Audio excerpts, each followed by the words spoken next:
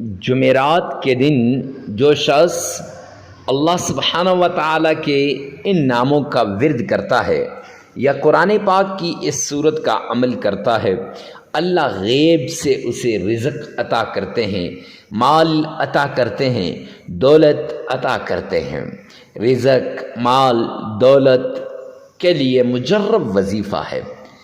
میں یوں کہوں تو غلط نہ ہوگا، ہر پریشانی، ہر تکلیف سے نجات کا خاص عمل ہے۔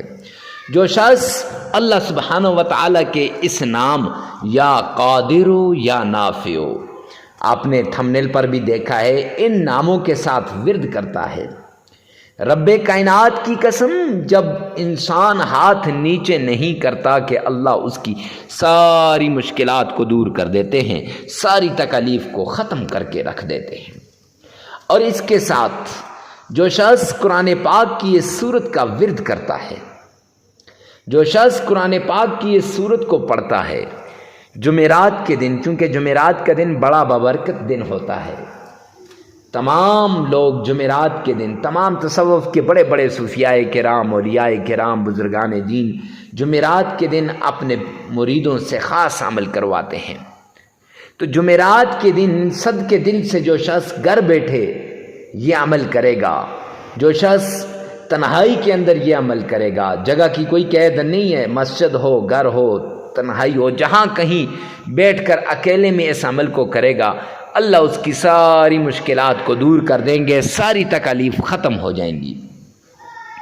قرآن پاک کی یہ سورت آقا کائنات نے فرمایا جس کے پاس ہو تو میرے نبی نے فرمایا کہ اس کی ساری مشکلات دور ہو جاتی ہیں، اس کی ساری ٹینشنیں ختم ہو جاتی ہیں، ساری تکالیفیں دور ہو جاتی ہیں۔ رگ رگ سے تکلیف کو نکالنے والی یہ سورت اور رگ رگ سے پریشانی کو نکالنے والی یہ سورت، اس کو کتنی مرتبہ پڑھنا ہے، اللہ کے ناموں کو کتنی مرتبہ پڑھنا ہے، آئیے چلتے ہیں اس پیارے عمل کی طرف۔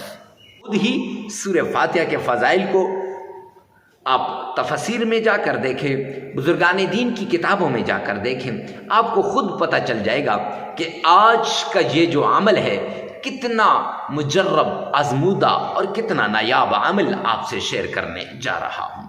اگر آپ کسی مشکل کے اندر ہیں، تکلیف کے اندر ہیں، مصیبت کے اندر ہیں، رب کائنات کی قسم آپ کی مشکل دور ہو جائے گی، آپ کی تکلیف ختم ہو جائے گی، آپ کی مصیبت ختم ہو جائے گی، اور آپ کی ٹینشن، تکلیف اور مصیبت کو ختم کرنے کے لیے اللہ رب العزت کا یہ پیارا کلام بہت ضروری ہے کہ اس پر عمل کیا جائے اور اس کو پڑھا جائے، اس کو سیکھا جائے۔ معزز سامعین کرام، اکثر لوگ اللہ سبحانہ و تعالیٰ کے اس کلام پاک کے قریب نہیں آتے اور پھر کہتے ہیں مفتی صاحب ہمارے حالات نہیں بدلتے، کوئی بیمار ہے، کوئی ڈاکٹروں کے پاس جا جا کے تھک چکا ہے اور دوسروں کے پاس، یعنی طبیبوں کے پاس، علماء کے پاس، پیروں کے پاس، فقیروں کے پاس، خانقاہوں کے چکر، آستانوں کے چکر، مدارس کے چکر، اللہ اکبر، کہیں نہیں جانا، بس اپنے گھر میں بیٹھ کر آمنہ کے لال کے مطابق، جو آمنہ کے لال نے طریقہ بتایا تھا اس کے مطابق عمل کر لیں، انشاءاللہ آپ کی ساری مشکلات دور ہو جائیں گی۔ مفتی صاحب وہ کون سا عمل ہے، وہ کیا ہے، بتائیں تو صحیح۔ معزز سامعین کرام، ذرا بخاری شریف کا دیدار کریں، بخاری شریف میں جا کے سیدنا ابو سعید خدری رضی اللہ تعالیٰ عنہ والی روایت اٹھا کر دیکھیں کہ کیا کہہ رہے ہیں سیدنا ابو سعید خدری رضی اللہ تعالیٰ عنہ سورہ فاتحہ کے بارے میں۔ معزز سامعین کرام، تو میں ڈیٹیل میں نہیں جانا چاہتا چونکہ وقت کم ہے، ویڈیو کو میں نے شارٹ رکھنا ہے، لمبا نہیں کرنا۔ اگر میں یہاں سیدنا ابو سعید خدری والی روایت کو بیان کرنا شروع کر دوں تو میرے 8 سے 10 منٹ یہاں ہی لگ جائیں گے، تو اس لیے میں آپ خود جا کر وہاں چیک کر لیں۔ یہ اتنا ضرور کہوں گا، ہمارے چینل پہ انشاءاللہ جو مسائل بیان ہوں گے، جو وظائف بیان ہوں گے، وہ اتھینٹک وظائف ہوں گے، قرآن اور حدیث سے ثابت شدہ وظائف ہوں گے۔ تو معزز سامعین کرام، آئیے چلتے ہیں اس پیارے عمل کی طرف، اس پیاری صورت کی طرف۔ کہ جو آپ نے تھمبنیل پر بھی دیکھ لیا کہ سورہ فاتحہ کا عمل ہے اور کتنی مرتبہ پڑھنی ہے، کیسے پڑھنی ہے، اس کے بارے میں ہم آپ سے ڈسکس کریں گے۔ لیکن اس کی طرف جانے سے پہلے ایک ریکویسٹ کرتا چلوں کہ آپ نے کمنٹ سیکشن کے اندر یہ بات لازماً لکھنی ہے کہ یا رب ذوالجلال تمام مسلمانوں کی تمام پریشانیوں کو دور فرما دے۔ معزز امین کرام، اس کے لکھنے سے کیا ہوگا؟ لوگ سوال کرتے ہیں مفتی صاحب اس کے لکھنے سے کیا ہوتا ہے؟ تو اس کے لکھنے سے کسی کی پریشانی دور ہو یا نہ ہو، بخاری شریف کی روایت ہے کہ آپ کسی غیب کے لیے جب دعا کرتے ہیں تو غیب کے لیے دعا وہ بہت جلد قبول ہوتی ہے۔ نمبر 2، دوسرا فائدہ، آپ کسی کے لیے دعا کرتے ہیں، اس کے حق میں وہ دعا قبول ہو یا نہ ہو، آپ کو مقبول دعا کا ثواب ملے گا۔ معزز سامعین کرام، یہ بات آپ کے سامنے ہے۔ اب اس بات کے تحت آپ نے لکھنا ہے۔ اب آگے چلتے ہیں۔ کچھ شرائط ہیں، کچھ نصائح ہیں اور کچھ ضروری باتیں ہیں جن کو آپ نے غور سے سننا ہے اور ان پر عمل کرنا ہے۔ رب کائنات کی قسم، اگر ان ضروری باتوں پر آپ نے عمل کر لیا تو یہ وظیفہ انشاءاللہ آپ کی زندگی کو بدل کے رکھ دے گا۔ میرے پاس ایک صاحب آئے، آگے کہنے لگے مفتی صاحب ہم 3 آدمی تھے اور آپ نے ایک وظیفہ بتایا۔ ہم اس مجلس میں بیٹھے ہوئے تھے، 3 آدمی تھے، اور جب آپ ممبر پہ وہ وظیفہ بتا رہے تھے تو ہم تینوں نے سوچا کہ اس وظیفے کو ہم نے آزمانا ہے۔ حالانکہ آزمانا نہیں چاہیے، ہم نے آزمانا ہے۔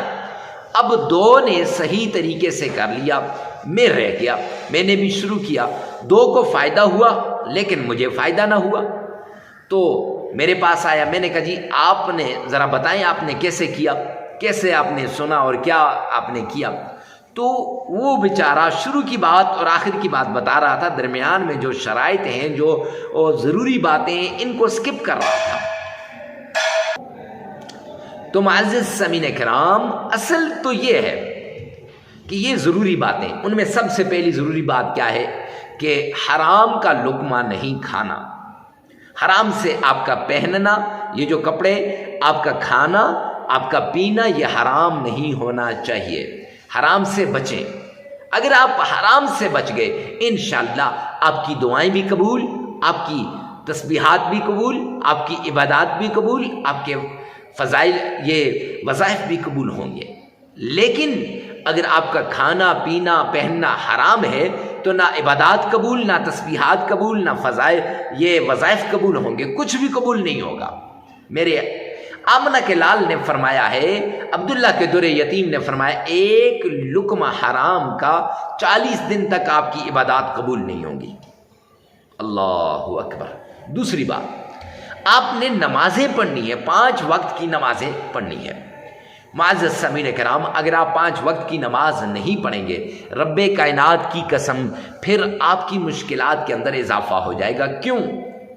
قرآن کی طرف جاتے ہیں، اللہ نے اعلان کیا، وَمَنْ أَعْرَضَ عَنْ ذِكْرِي فَإِنَّ لَهُ مَعِيشَةً ضَنْكًا، جو میرے ذکر سے اعراض کرے گا، جو میرے سامنے جھکنے سے اعراض کرے گا، جو میرے سامنے نماز پڑھنے سے اعراض کرے گا، فرمایا فَإِنَّ لَهُ مَعِيشَةً ضَنْكًا، میں اس کی معیشت کو تباہ و برباد کر دوں گا۔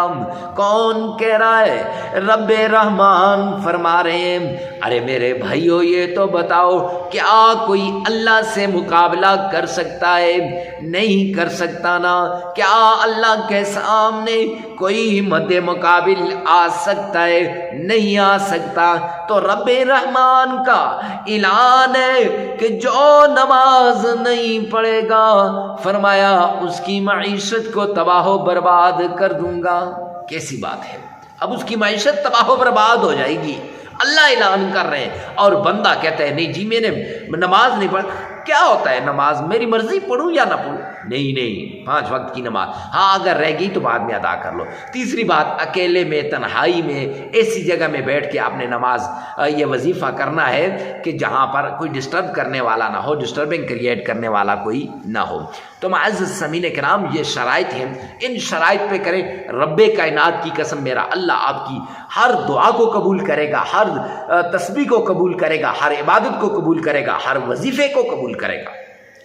تو سب سے پہلے آپ نے آمنہ کے لال عبداللہ کے در یتیم جناب نبی کریم صلی اللہ علیہ وآلہ وسلم کی شان میں عقیدت کے ساتھ، پیار کے ساتھ، ذوق کے ساتھ، شوق کے ساتھ، محبت کے ساتھ، الفت کے ساتھ درود پاک پڑھنا ہے۔ آئیے میرے ساتھ مل کے پڑھیے گا۔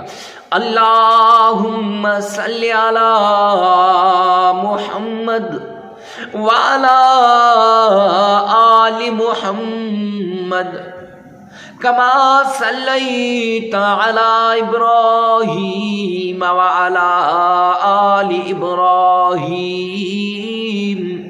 انک حمید مجید۔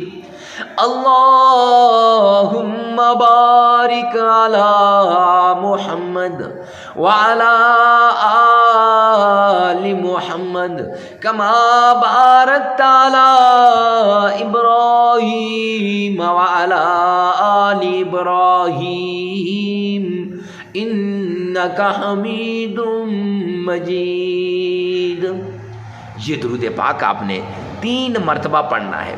اکثر لوگ مجھ سے سوال کرتے ہیں مفتی صاحب درود پاک بھی حدیث سے ثابت ہے 3 مرتبہ پڑھنا؟